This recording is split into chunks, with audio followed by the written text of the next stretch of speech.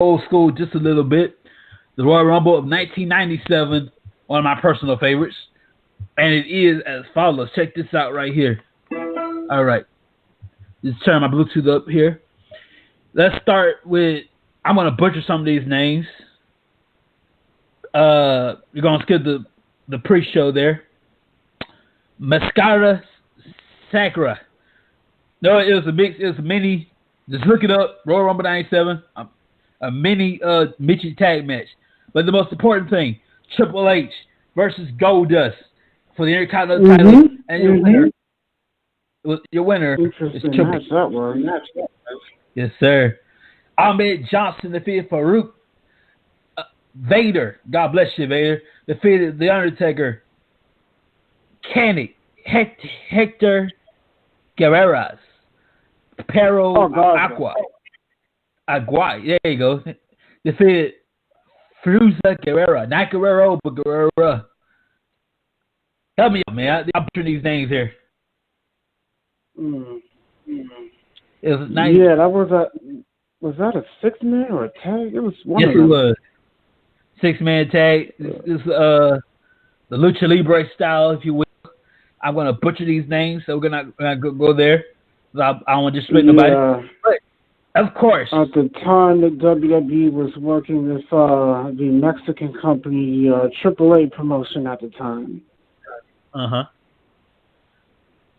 Stone Cold Steve Austin won his first Royal Rumble match by eliminating Bret the Hitman Hart. 30 guys over the top rope. The winner gets a title shot at WrestleMania 13. You know, I remember about that Royal Rumble how dominant Stone Cold was. Listen to this. It's Austin's second Royal match. Enters the Royal Rumble early, stays in the ring for over a half an hour, and eliminates 10 superstars. That's cool, dude. Let's not forget how he won the Royal Rumble, too. Oh, yeah. He was actually eliminated by Bret Hart. The referees didn't see Austin's elimination because they were breaking up a fight outside the ring. So Austin noticed that the referees weren't paying attention, quickly snuck back into the ring and eliminated Bret Hart, Vader, and The Undertaker to win the Royal Rumble match. And man, was Bret Hart pissed. That's Wrestling 101. The referee don't see it, never happened. Shawn Michaels in his corner was the late great Jose Lothario. God bless you, Jose. Yeah. And defeated Psycho Sid to win the then WWF Championship. That was a good match. Yeah, it was. That was Shawn's second WWE Championship win. And that before he lost his smile? That wasn't a bad Rumble. Wasn't a bad one. I think that was before he lost his smile. Oh yeah, I forgot about that. He lost his smile moment on Raw. Yeah. I think he was stripped of the title due to injury. Right. Now we're gonna take it back. We're gonna take it to our current Royal Rumble coming up. That's in 2 weeks. Yeah, the Royal Rumble, which is, I believe, is next Sunday actually. Ooh, interesting. Before the NXT takeover. Yes, sir. All right, y'all bear with me for just a second. I pull my cheat sheet up. Y'all gotta use the cheat sheet. All right. While you're doing that, let me quickly congratulate Bobby Lashley, who is the new Intercontinental Champion after defeating Seth Rollins and Dean Ambrose in a triple threat match. So he is the Intercontinental Champion for the first time in his career. So congratulations to Lashley. Lashley, also in the Royal Rumble match. Oh, before anything else is said, I also want to bring up some recent news regarding the WWE as the Revival, Mike Kanellis and his wife Maria, all four of them just recently asked to be released from their contracts in the WWE. So just want to bring that out. All four of them are not happy with the spots and the runs with the company, so they requested to leave.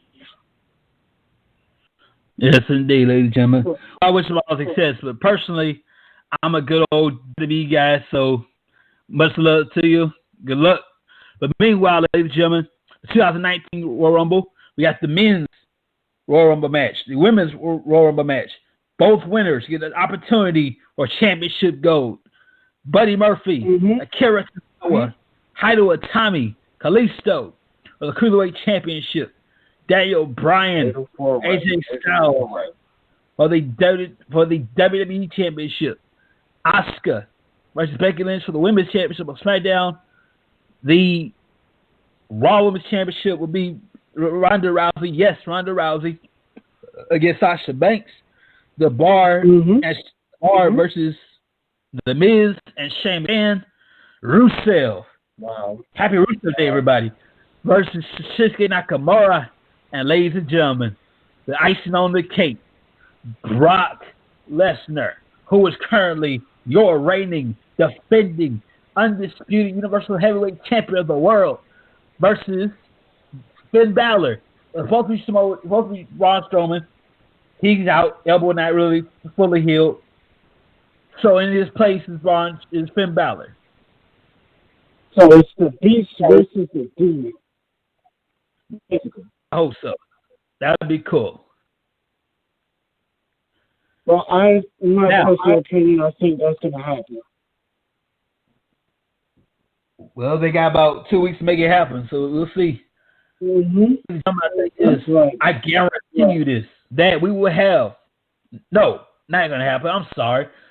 We will definitely see Brock Lesnar retain the title. You want to know why, David? Why? Because Brock Lesnar is your reigning, defending, undisputed Universal Heavyweight Champion of the world. As you got a problem with that, ladies and gentlemen, I submit to you, I just got two simple words for you. We're not down with that. We got 2 words for you. Well, both say suck it. Nonetheless, you're old school. Thank God I'm on the radio. They'll keep me out by now. I'm a Finn Balor fan, but he's not going over Brock Lesnar. Oh, no. Speaking of Brock Lesnar, UFC's Daniel Cormier, I believe I'm pronouncing that wrong. No, you're right. He is going to be challenging Brock Lesnar for a title shot. He was joking. He said, hey, bring your Universal title. Well, I say this. If you're going to do that, put all the gold on the line. Universal title on the line, UFC title line, put all the gold on the line right there. I would love to see Brock walk out with that Universal Championship and have Paul Heyman introduce him in the UFC. I would love to see that. At least one. Just one. That'd be cool. I know Paul has been in attendance for a Brock Lesnar fight, but he's never introduced him like he does in WWE. I would love to see Paul do that at least once. Just one time.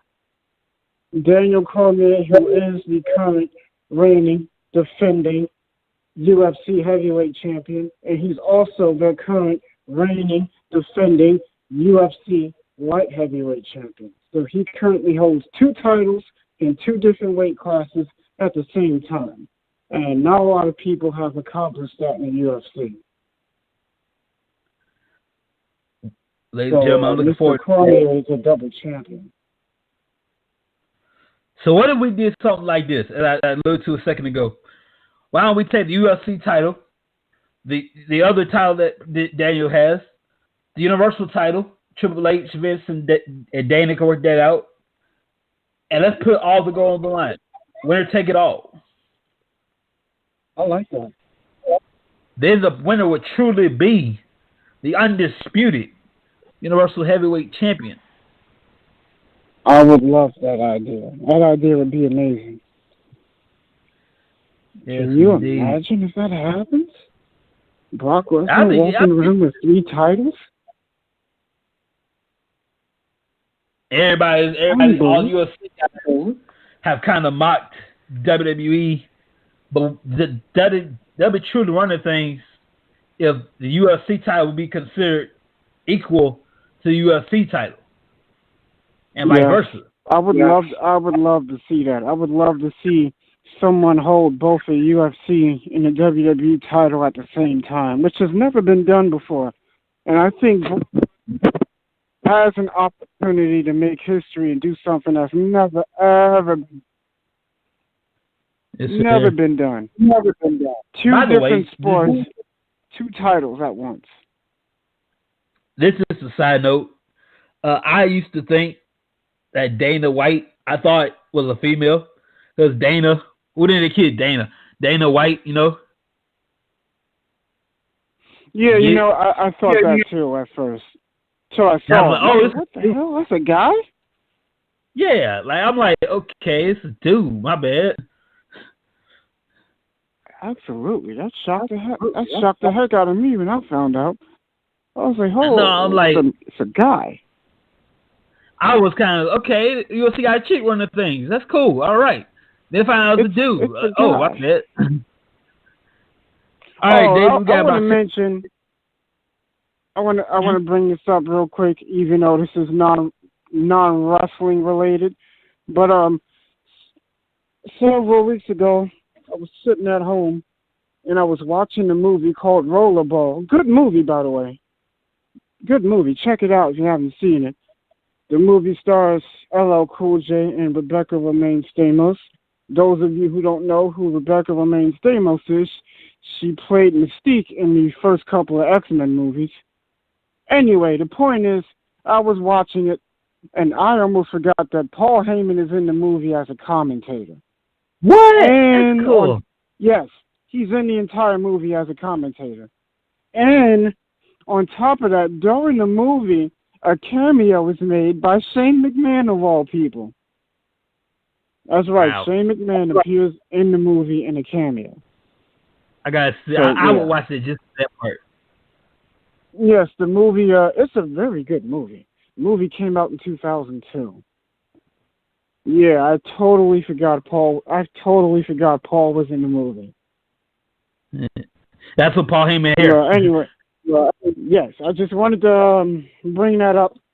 Nonetheless, and another non-wrestling related news, even though it has to do with Vince McMahon, is that WWE stock has recently gone up, which is good. Oh yeah. So WWE is doing very well on Wall Street. Plus, the XFL will be relaunched next year, 2020. So I also want to mention that. And for those who don't know, Vince McMahon just recently got $2 billion last October. And I want to bring this up again to let people know that SmackDown, once again, will be moving to Fox on October 2nd, 2019 of this year.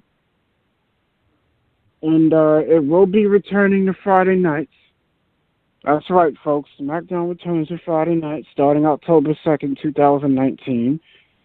And on a side note, rumor has it that WWE may be bringing back Saturday night's main event, which will air, if it returns, if this rumor is true, it will air on its original home, NBC. So I hope it does come back. I missed that show. That show was very popular back in the 80s.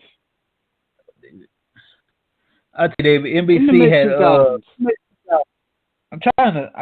I was gonna say something. I forgot what I was going to say. Oh yeah, that's how you know you get old. You forgot what you're gonna say. Okay. Thank you very much.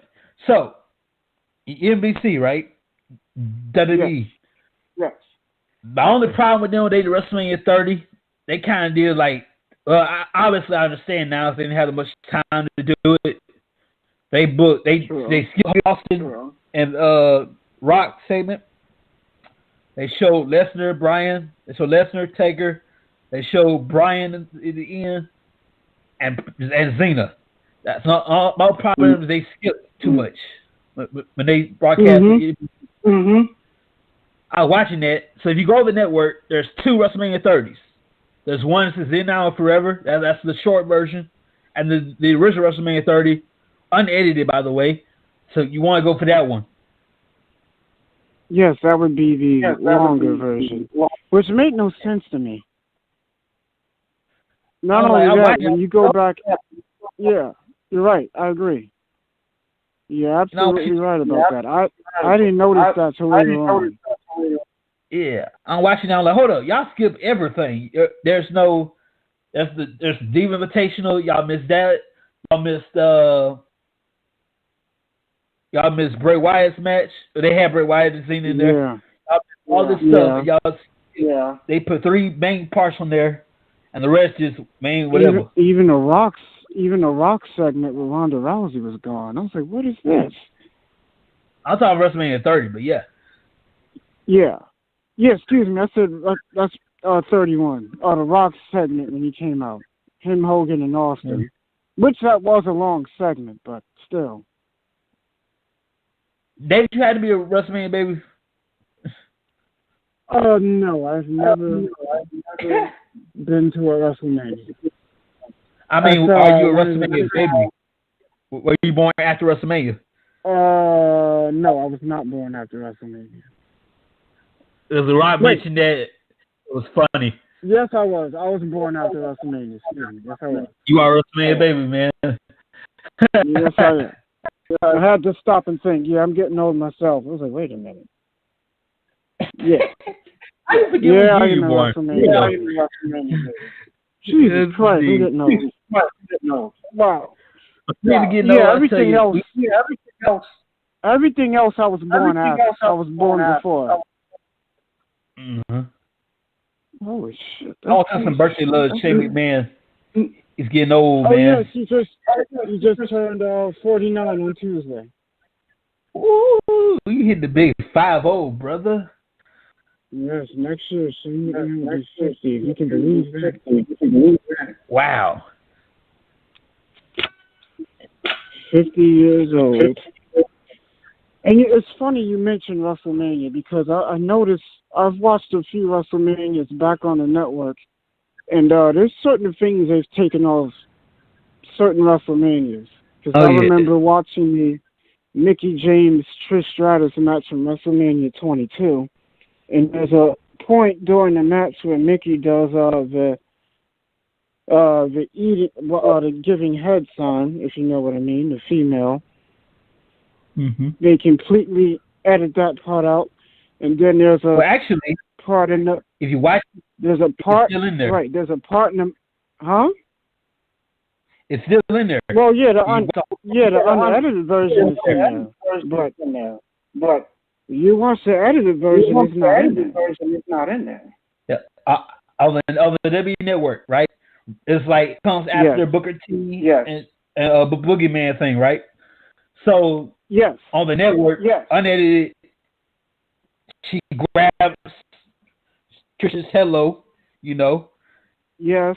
I was for a minute. I wish I was Mickie James's hand right now. She's one of the lucky people to spend quality time with Trish Stratus down south, if you know what I'm saying. Mm-hmm. But unfortunately, this wrestler had to keep it moving. Another thing, I remember WrestleMania 22, also on that same card, the Money in the Bank ladder match. There's a spot in that match where Shelton Benjamin dives from the middle rope, the top middle rope, onto the ladder, and he knocks RVD off with a forearm. They completely edit that part out of the match. It made no sense to me. I don't get that. Well, this is why you have to have the W Network. Because that is edited, all of it. Get what you got when you saw it. Boom. Yes, you also have to mention there's two versions. There's 2 versions of every pay-per-view. There's an edited version and there's an unedited version, but there's only certain ones where you only have an edited version. Yeah. Like, for example, the ECW pay-per-views, there are no edited versions. They're all unedited. Except one. By the way, there is one pay-per-view that's edited. mm-hmm. And that would be the first One Night Stand pay-per-view. There is an edited version of that. All you parents, if your kid watches the network and they happen to see some ECW stuff, this is not WWE. It is not PG at all. It's violent. It is sexual. How you doing, Jenna Jameson? How you doing, girl? Nonetheless, you get what you got, so you might want to use parental control. Yes, because there is a rating before every show, and there are some WWE stuff that are, what's the rating I'm looking for? MA, mature audiences only, which is the stuff you don't want your kids watching. Well, it's all good. We got about 7 minutes left, David. What's on your mind? Yes, we do. So, do you have a pick for this Rumble match? I'm going to say... Is there anyone you Elias. think that's going to win? Elias. I know it's ridiculous. No, Elias.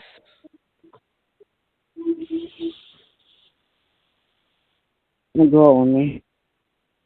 We will walk with Elias. Walk with Elias. There you go. Sorry about that. I was talking to somebody. Let me see. Ooh. Damn, it's tough. You know, Samoa Joe is looking really hot right now, so I'm going to go out on a limb and pick Samoa Joe.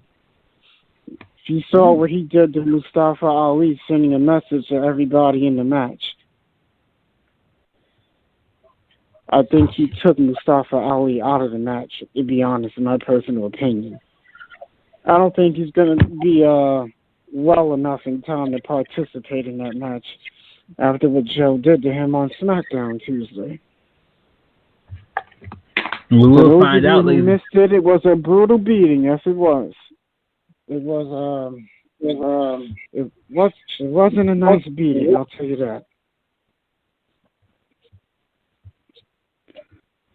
Samoa Joe went to town on Mustafa Ali. And to be honest, I thought it looked like he killed him after he was done with him.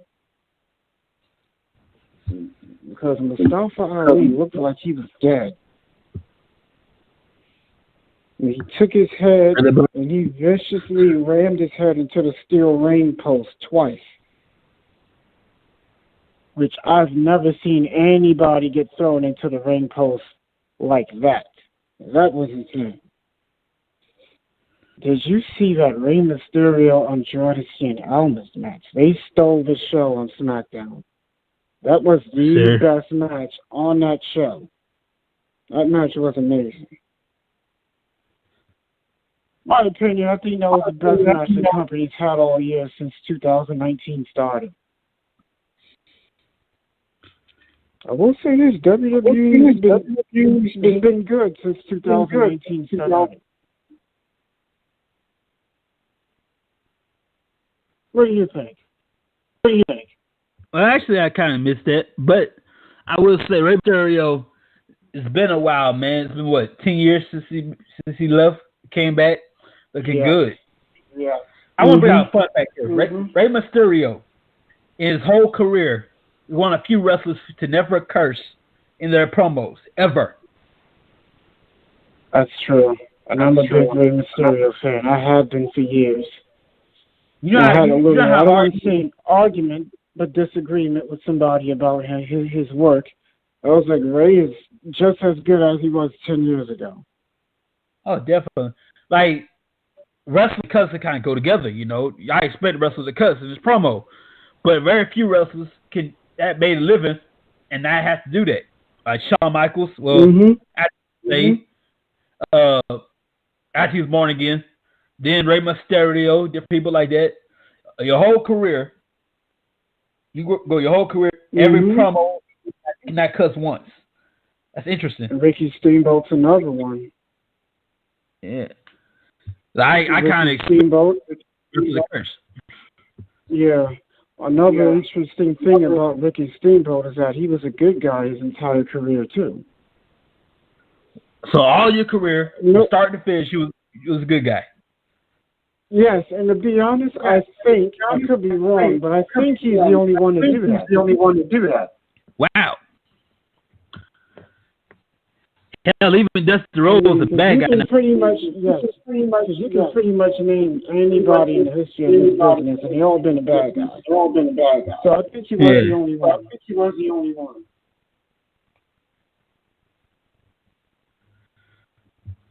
You know, some guys are good at being good guys, some guys are good at being bad guys.